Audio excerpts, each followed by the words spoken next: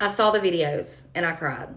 And you will too, as I'm going to share with you 2 segments from the videos that I saw. I'll share those with you at the end of this video. These segments that I'm sharing with you are the ones I think I can share and get away with without getting community guideline violations, because the rest were just too horrible and violent. Let's call this chick out.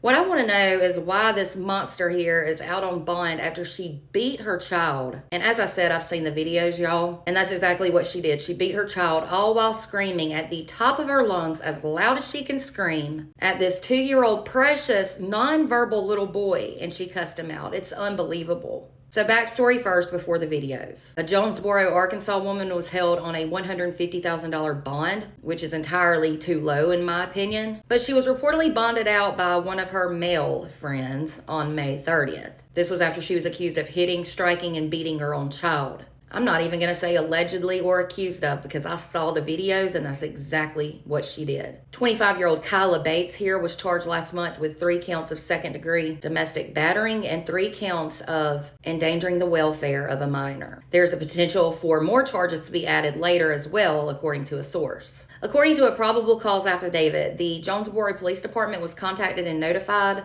about these videos of a child being struck and thrown around by a female suspect who ended up being Kyla. This was on May 16th. A witness reportedly submitted the videos to police, and the victim in the videos was her 2-year-old nonverbal little boy.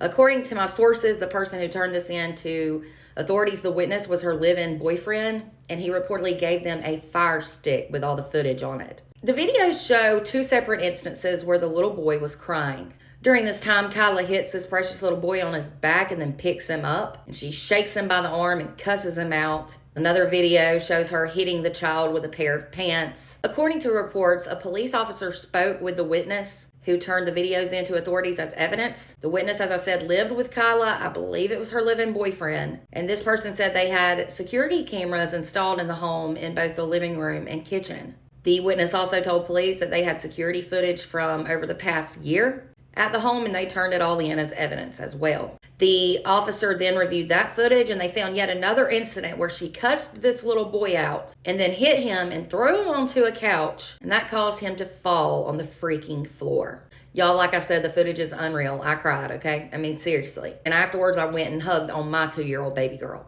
Kyla reportedly turned herself in to authorities on May 21st, and she was then transported to the Craighead County Detention Center. But as I said, she bonded out a few days later by one of her male friends. Now, according to sources I have spoken with, around this time of the abuse, she was reportedly accusing a local Black-owned daycare of beating her son and lying and saying it was because they were racist. She allegedly put this daycare on blast on Facebook when she was the one abusing her child, not the daycare. According to people who I've talked to whose children go to said daycare, the daycare's never had or caused any problems with children. Shame on Kyla. She just chose them as an excuse as to why her child had so many bruises, and she wanted to take the blame off herself. She reportedly picked up her son one day at 3 p.m., and she then went to dinner with family at around 7 p.m. that night. There at dinner, she made claims that the daycare beat him, but it was not until after her sister saw bruises on the little boy in the bathroom and I guess asked about those bruises. That's when she started the whole lying bullcrap mess about the daycare beating him. According to sources, and I'm going to say allegedly, CPS was then called on her, but she talked her way out of it, and I've heard that happens with her quite a bit. Luckily, I was told after she bonded out of jail, she signed her rights over